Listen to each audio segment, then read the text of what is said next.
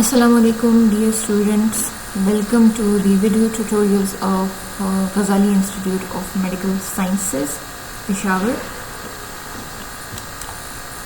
I am your lecturer Dr. Zainab and this lecture is of biochemistry for all technologies semester 1.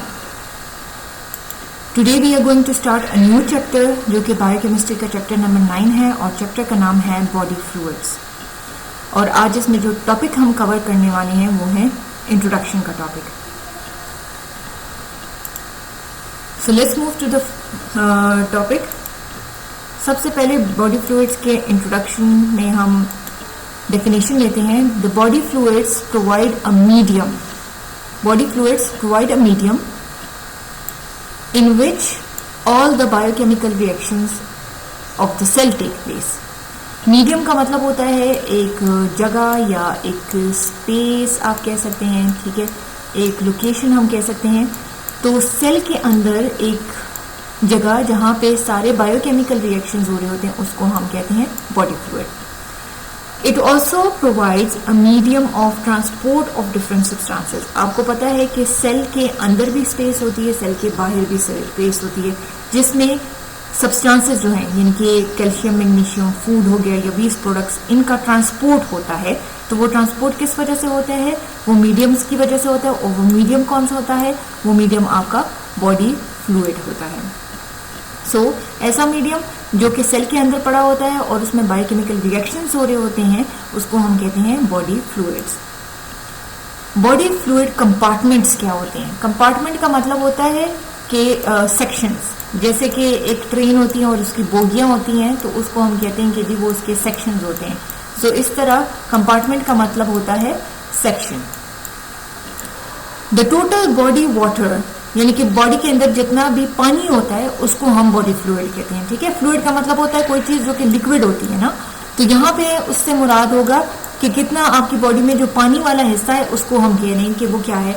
The total body water is 60 to 65% of the body weight. अगर आपने सुना हो तो ज्यादातर कहते हैं लोग कि हमारी जो बॉडी है, ह्यूमन बॉडी, वो 70% पानी से बनी हुई है।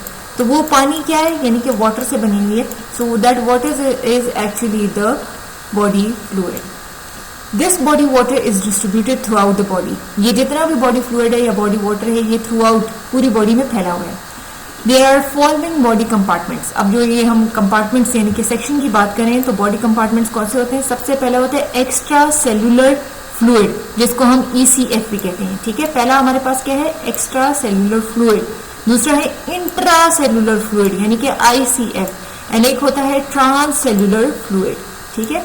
सो बॉडी कंपार्टमेंट्स यानी कि हमारी बॉडी पूरी 70% या 60 to 65% पानी से बनी हुई है और ये पानी जो है थ्रू आउट यानी कि फ्लूइड से बना हुआ है। ये fluid through out the body फैला हुआ है। तो हमने कहा कि इस फ्लूइड को हमने 3 कंपार्टमेंट्स यानी कि 3 हिस्सों में डिवाइड कर लिए। एक को हम कहते हैं एक्स्ट्रा सेलुलर फ्लूइड, वो फ्लूइड जो सेल के बाहर पड़ा होता है। इंट्रा सेलुलर फ्लूइड, वो फ्लूइड जो कि सेल के अंदर पड़ा होता है। और ट्रांस सेलुलर फ्लूइड जो होता है ये स्पेसिफिक लोकेशंस पे पड़ा होता है, जिसके बारे में डिटेल में हम आगे पढ़ेंगे।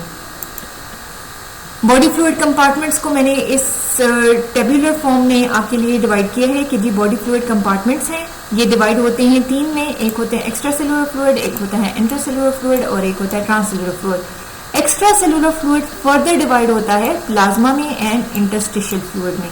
इन सब चीजों के बारे में आगे हम डिटेल में पढ़ेंगे।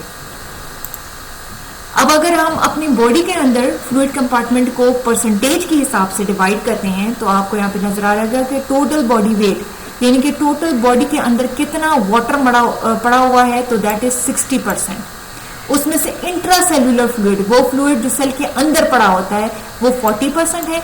और ये इंटरस्टिशियल फ्लूइड और ये प्लाज्मा फ्लूइड, ये दोनों जो है ना ये मिला के आपके पास क्या बनते हैं? ये एक्स्ट्रा सेलुलर फ्लूइड बनते हैं।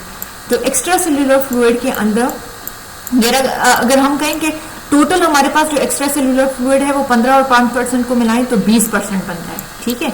लेकिन इसमें से आपके पास इंटरस्टिशियल फ्लूइड 15% है और उसमें से प्लाज्मा आपके पास 5% है, ठीक है। So this is all about today's lecture.